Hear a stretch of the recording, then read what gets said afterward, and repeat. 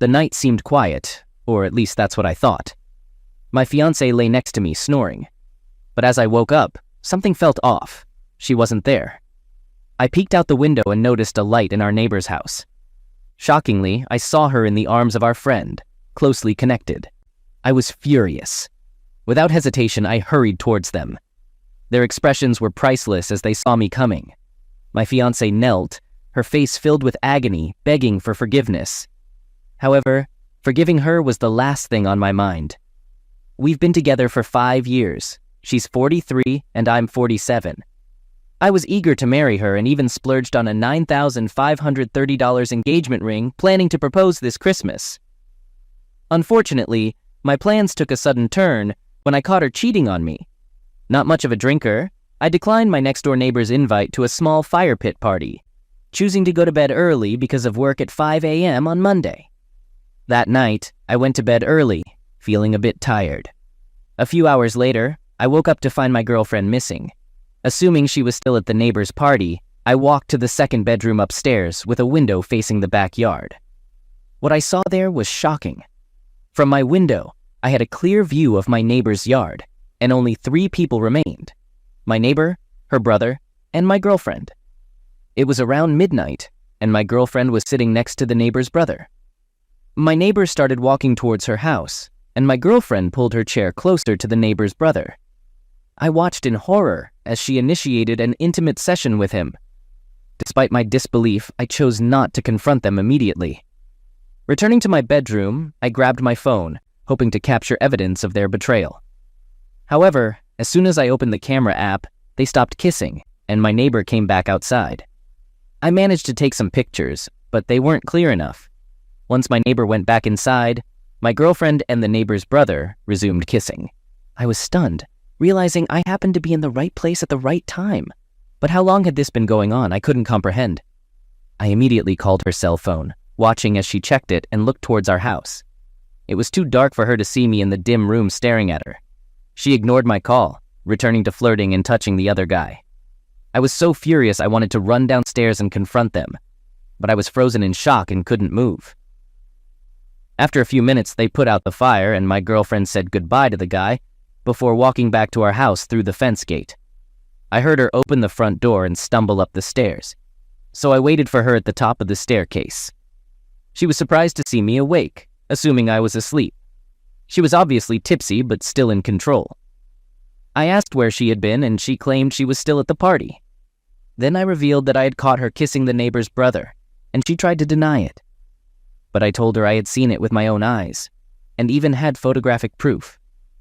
She started to cry, saying it was just a mistake and that she was drunk.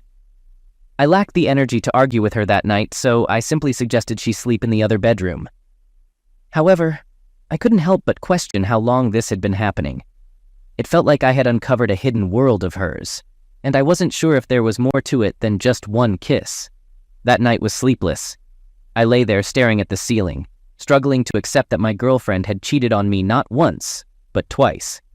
Initially, she cheated on her ex-husband with one of his friends for 4 years, and now she was pursuing the neighbor's brother. Looking back, I should have seen it coming. A cheater tends to remain a cheater. As the saying goes, a leopard can't change its spots. I was thankful I discovered this before marrying her, and though she apologized profusely the next morning, it was too little, too late. The guy she cheated on me with was 38, and I happened to have his phone number. I messaged him, informing him that I saw him kissing my girlfriend.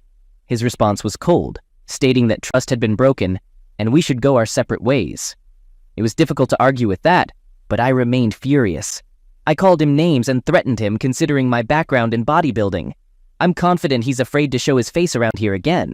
What stings even more is that I thought he was a decent guy. However, when she made a move on him, he backed away and let her do as she pleased.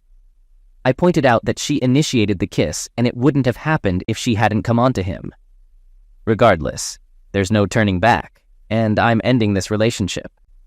Fortunately, we have no financial ties or children together, allowing me to walk away relatively unscathed. But my heart is broken, and I can't help but wonder if they're still involved. Once I leave her, I'll make sure to inform all her friends and family about her actions. especially mentioning the ring I had bought for her that she'll never get to wear. The thing is, my girlfriend doesn't drink much, only about 3 times a month, and rarely gets drunk. I didn't mention the engagement ring I bought, and I plan to return it now. She expresses remorse and professes her love, but when I reflect on that night, I question how she could love me then. She claims not to remember kissing the other guy, but it still hurts that she made the first move. I don't drink, so I witnessed everything and have blurry evidence on my camera confirming what I saw. She's no longer denying it and admits that it happened. Now, I'm not as hurt as before, but I sense myself becoming more resentful, distant, and somewhat mean. She keeps expressing a desire for us to get back together, but I can't shake the feeling that I failed as a man by allowing the woman I love to cheat on me, not once, but twice. I informed her that I'll leave her if she still wants the other guy, but she insists she doesn't and urges me to stop worrying about it. However, every time he's around, as he's the brother of our neighbor, I can't help but feel paranoid, wondering if she'd rather be with him. She suggested selling the house and moving away from the neighborhood, thinking that I'll always be reminded of that terrible night whenever he shows up. I haven't shared with my friends about being cheated on because admitting it is embarrassing. On another note, I'm a bit scared of what lies ahead. Finding a new place and being alone is intimidating. But I must ask myself, do I want to keep living in resentment, anger, and uncertainty, or face my fear of change, knowing it will pass? Our current house is in her name, and it's only been 2 years since we moved in. However, she can't afford the mortgage without me. She knows it and is scared. As for the guy she cheated with, he won't be moving here. He has his own house now and knows she's a cheater. I have to put on a brave face and pretend everything is normal, but inside, I'm seething with anger. How could she think I'm okay with what happened? When I asked her if roles were reversed, would she leave me? She instantly said, yes. The good news is leaving without financial ties or emotional baggage. She'll be crushed when I leave, but it's her decision. She threw away 5 years for a mere kiss with a younger, attractive guy, and now she faces the consequences. Honestly, I'm 90% sure I'll leave her. It's hard for me to look her in the face, and I don't believe her "I love yous" anymore. She can be the neighborhood floozy for all I care, and that's probably all I'll use her for until I leave. That guy knew we were in a committed relationship. He's no better than my cheating ex-girlfriend.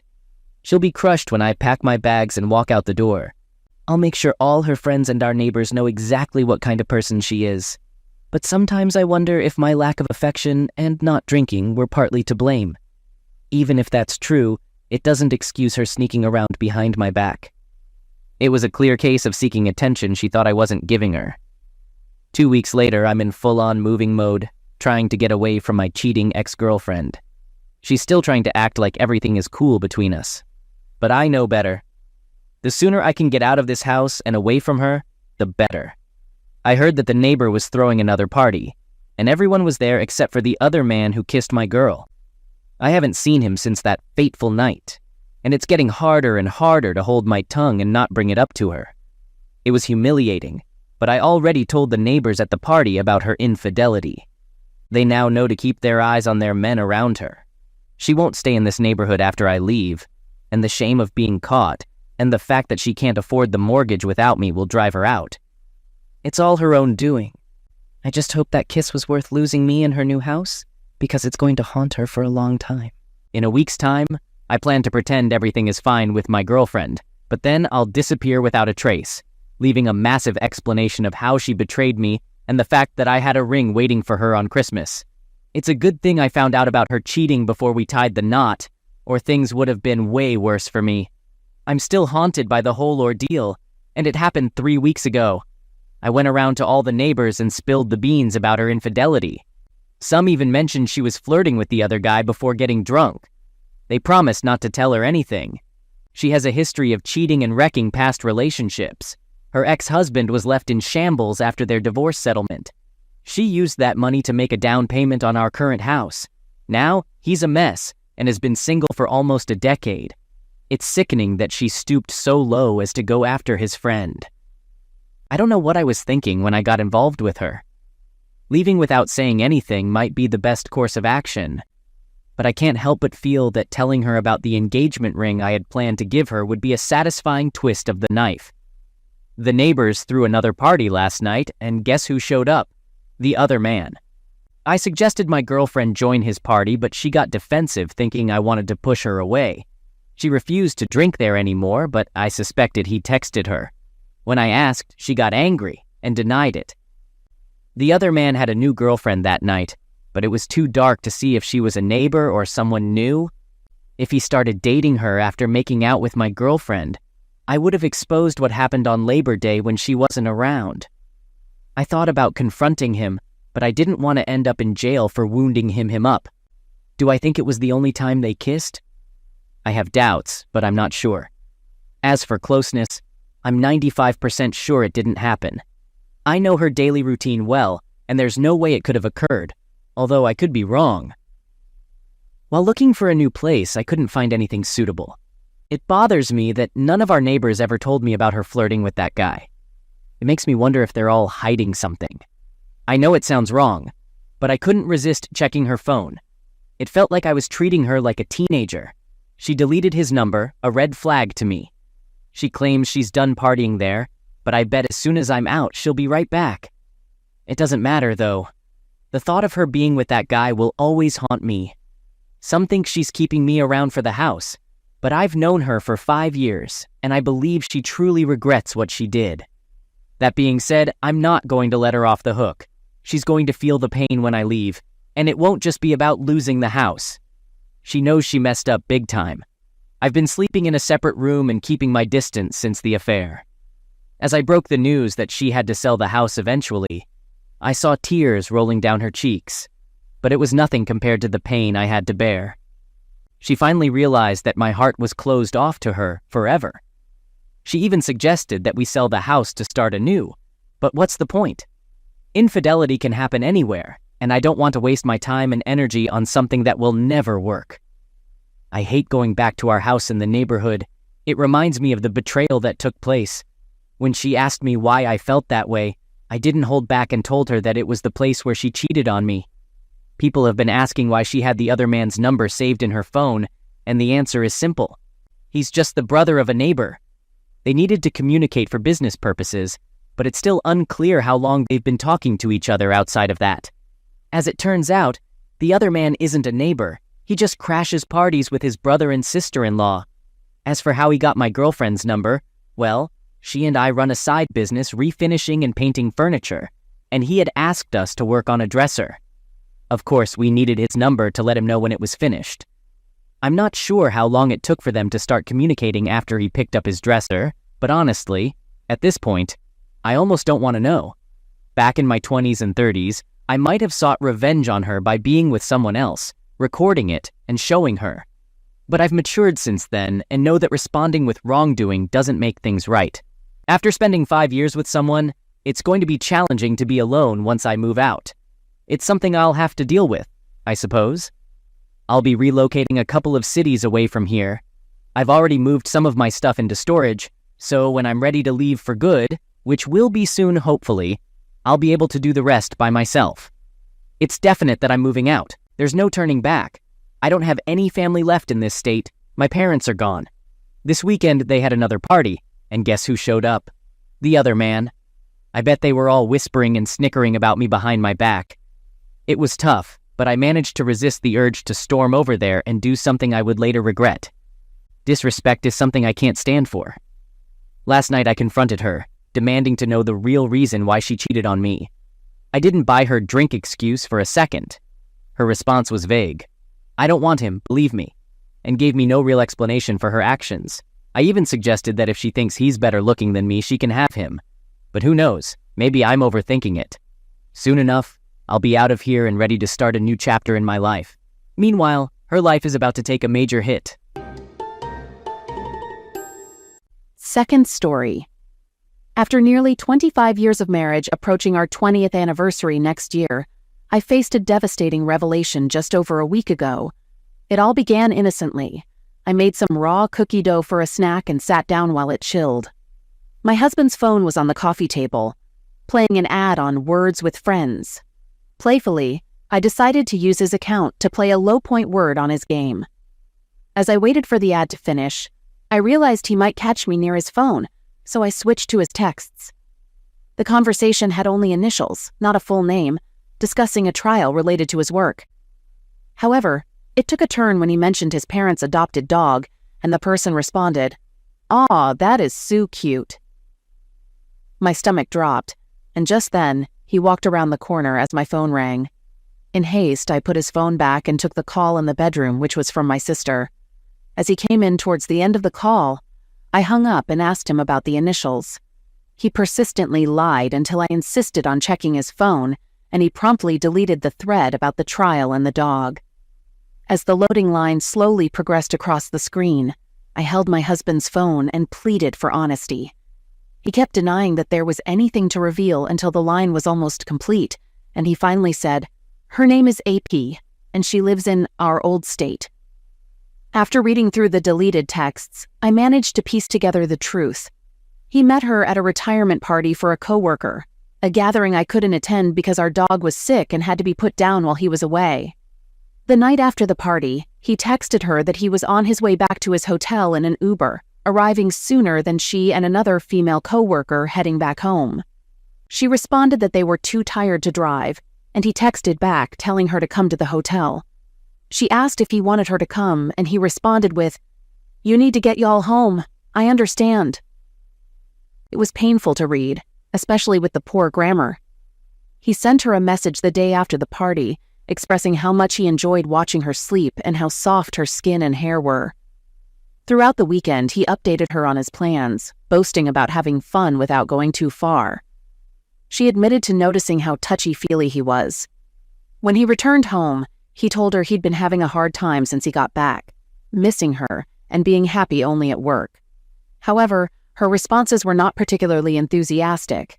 For instance, when he said, "I miss you," she responded with, "Oh yeah?" Then he asked, "Do you miss me?" And she answered, "Yes." Most of her responses were one-word answers like, "That's nice, you don't say," or This isn't the first time this has happened in our marriage.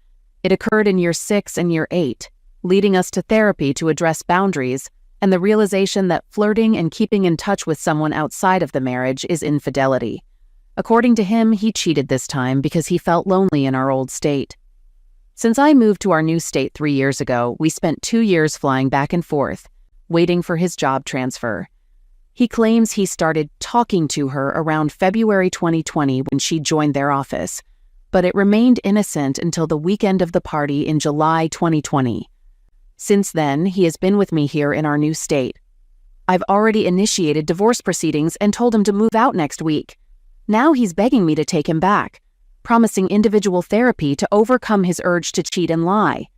I reminded him that the first time he cheated was supposed to be the last, and the second time was also supposed to be the last, so why would this time be any different? Update. Today, we officially initiated the divorce process. It's expected to be completed in about a month. He agreed to give me everything I requested, and both of us are undergoing individual counseling. While he's reading Not Just Friends, I'm reading Leave a Cheater. He moved into his own apartment, but we've arranged for our dogs to have occasional play dates. He desires reconciliation, but I cannot. The memories of his affair are too painful to overlook. I even had a dream where he acted violently, and I responded by reminding him that such actions were unprecedented. Strangely, his affair partner said the same after spending a night together at a friend's house following a coworker's retirement party. I can't forget the hurtful things he said and did with her. She got the optimistic, flirty guy, while I got someone who came home exhausted every day, attributing it to demanding work. Initially, he portrayed himself as a sufferer to gain her sympathy, but now he admits those were lies. My so-called friends have been unhelpful, warning me about the challenging dating scene and predicting loneliness. And my family situation is equally troublesome, with my sister trying to leave her husband for an affair partner who is already married with kids. Meanwhile, my mother sympathizes with my cheating husband, suggesting he needs to make it up to me. It's ironic, given her history of cheating on my father, leading to their divorce years ago. The only person I can confide in is my father, but even then, I'm hesitant to admit how scared and anxious I am about leaving the only romantic relationship I've had since I was 16. I plan to take a trip to see my brother in a sunny state, hoping it'll provide me with some clarity. My father bluntly states that my soon-to-be ex-husband is a grown man who knew right from wrong and chose the latter. Initially, I thought I could stay civil until I got what I wanted, but now I'm unsure. While we technically don't need to be in contact anymore since everything's been sorted out, I'm not quite ready for complete no contact. I don't want to reconcile, but maybe there's a way for a gradual detachment. On March 3rd, 2022, our divorce was finalized, and I was granted everything, including the house, equity, and alimony. As we started settling into our new lives, we agreed to remain friends during the divorce process.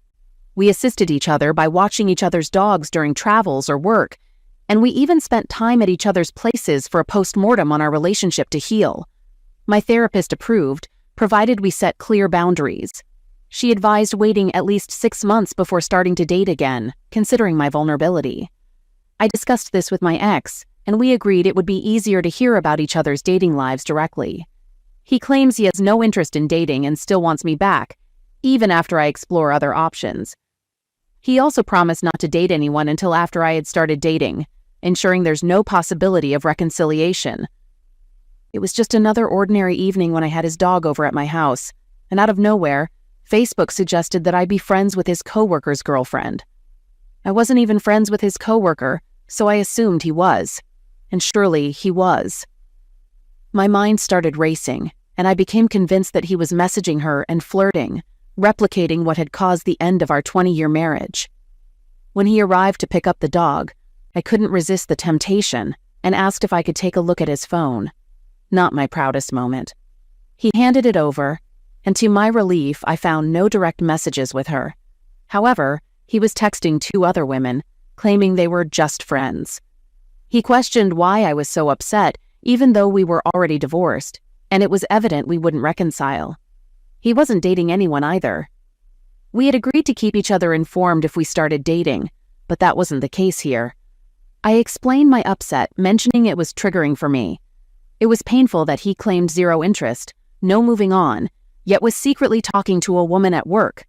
The issue wasn't him talking to others, it was his deceitful behavior resurfacing. I attempted to maintain a friendship with my ex-husband, but it wasn't straightforward.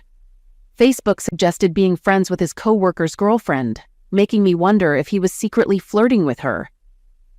Requesting to see his phone, I discovered he was texting 2 women, claiming they were just friends. In our discussion, we agreed that keeping secrets wouldn't work if we wanted to sustain a friendship. For a few days, he shared his location and plans, making me feel more secure. However, when I asked if he'd be upset about me visiting a single male friend alone, he admitted he would be. Denying any wrongdoing, he asserted the female coworker was just a supportive friend. Upon asking to see his phone again, I found he had lied. Although turning down her invitation, he planned to visit her office the next day and expressed an interest in seeing her place. It was evident he wasn't entirely honest, raising doubts about maintaining our friendship. He attempted to defend his secretive behavior, stating he talks to female coworkers the same way he talks to male coworkers. She agreed but reminded him she's not just a friend, she's the person he hurt and traumatized. She emphasized her right to set boundaries and protect herself from triggers in exchange for the privilege of being his friend. She broke down in tears, expressing hurt over his involvement in potentially romantic relationships, despite their agreement to be transparent. The conversation concluded with him leashing her dog, subtly indicating he wanted her to leave. Fed up with feeling used, she took her dog and informed him that she wouldn't be doing him any more favors, including watching his dog or helping with his truck. He responded with an, "Okay," indicating he didn't genuinely care about losing her as a friend. Entering my house, guilt overcame me. Why did I mention the dog? I didn't want to lose my furry companion, but I also didn't want to see his face. Using a dog door, I texted him a compromise. He could drop off and pick up the dog from the yard without me having to face him. Regret overwhelmed me like a tidal wave. Why didn't I listen to everyone who advised me to cut him off completely? I thought I could handle being friends and setting boundaries, But I was mistaken. I believed I was healing, but the pain feels as raw as it did on December 21st.